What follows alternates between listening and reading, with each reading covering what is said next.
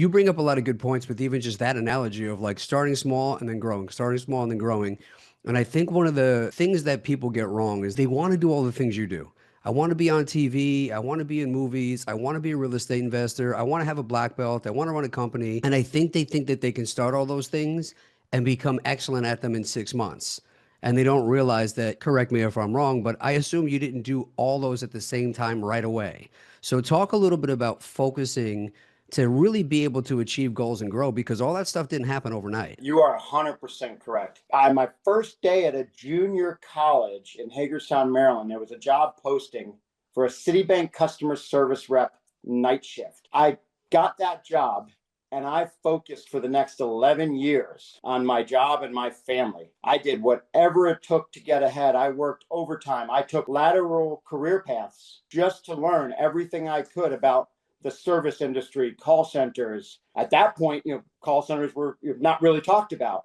I provide support for like one of the first American airline, rewards cards. So my point though is I took a lot of lateral positions. I took a lot of baby steps to improve my knowledge in customer service.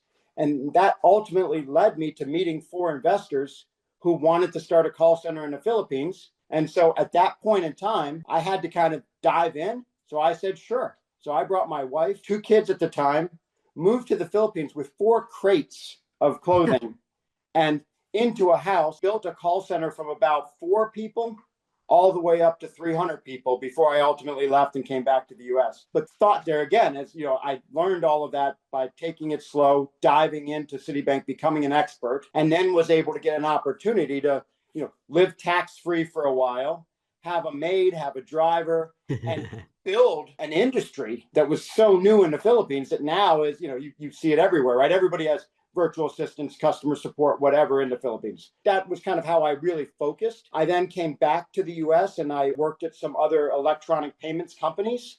And I was fortunate enough to be very good at operations, so I could help shrink our operational expense, improve our service, while the company saw double-digit growth. And 4 different cases, the company either went public or had private equity investment that helped me grow my investment in the company 5x.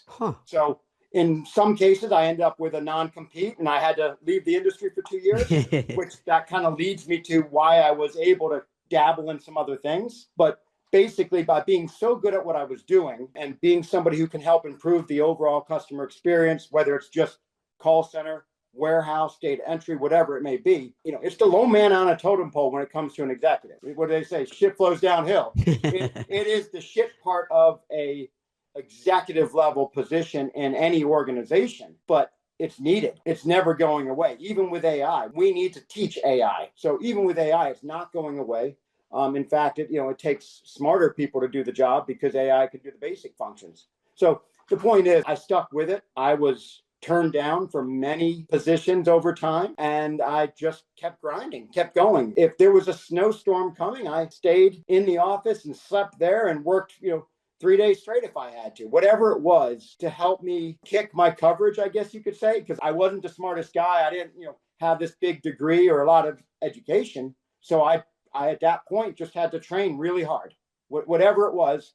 And then I was prepared for whatever the work turned out to be. Right. The job in the Philippines led to coming back to the US, and coming back to the US, I was fortunate enough to be part of some great companies that had a really great focus on either their technology or their sales. And with my operational expertise, I was basically able to help them grow while, managing expenses and ultimately, making some money along the way. So, and as a kid, I was a skinny, scrawny street punk.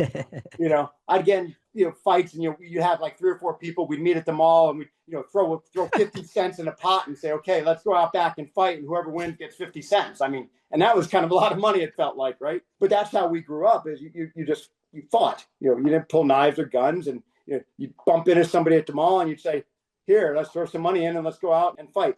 Lots of crime. I did, as like a lot of other street kids, I got involved in alcohol, smoking, a little coke, the kind of stuff that you shouldn't do and shouldn't even, talk about. But, it was part of reality.